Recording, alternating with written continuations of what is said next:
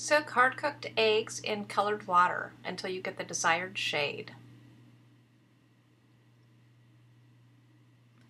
Remove them from the dye and drain them on a paper towel.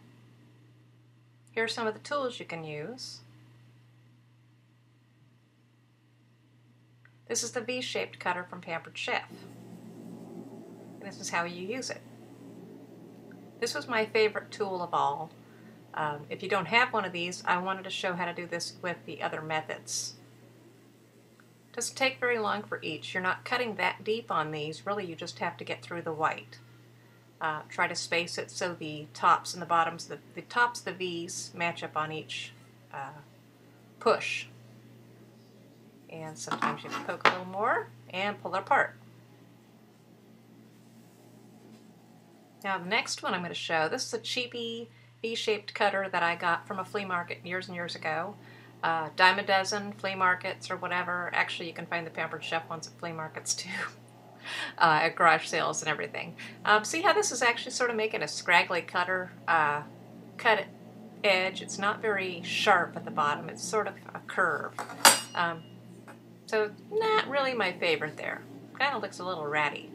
And if you don't have a V-shaped cutter, you can use a paring knife with a small blade, or even not a small blade, a standard paring knife. You're just making V-shaped cuts, matching them up. Try not to cut too much of beyond the points, otherwise you get little flaps that want to fall down. But I do show later how to fix that if you do happen to cut them and they want to kind of collapse on you. Sometimes the eggs are just real thin on one side too and they don't want to stand up.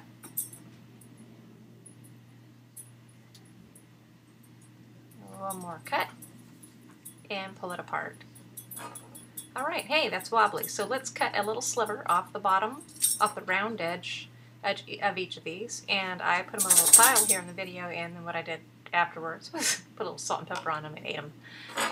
The little sliver is going to help these things stand upright on the plate. Looks like radishes.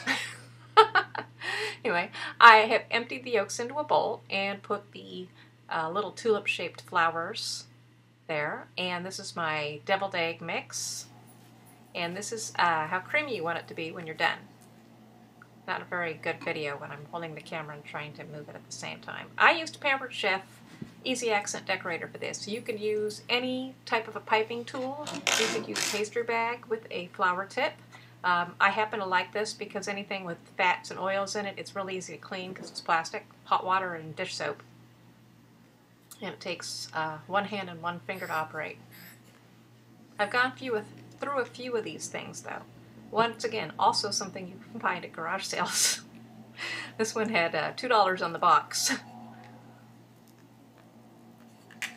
And it's just one push of the thumb for each of these in this case. Like if you're comfortable with a pastry bag, by all means use that.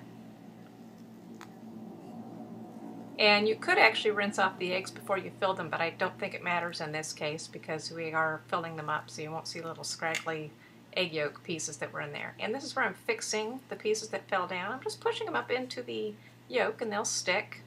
Trying not to smush my fingers into the yolk. And they're kind of cute.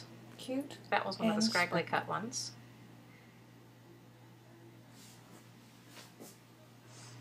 You get a sense, and you can leave them in the food coloring for as long or as little as you want, depending on the shade you're trying to go for. This was a little more vibrant, but I thought I should do that for the video. And in fact, I used Kool-Aid, which is a bad idea. Because wild cherry deviled eggs don't quite, or black cherry deviled eggs aren't quite right anyway. But they are cute, and they are pretty. You can garnish them with a little paprika. This is old-fashioned style deviled eggs for me, which is just mayonnaise, salt, pepper, yolks, and a dash of paprika on the top when you're done. But it makes for a very nice appetizer, and let's face it, everybody loves deviled eggs.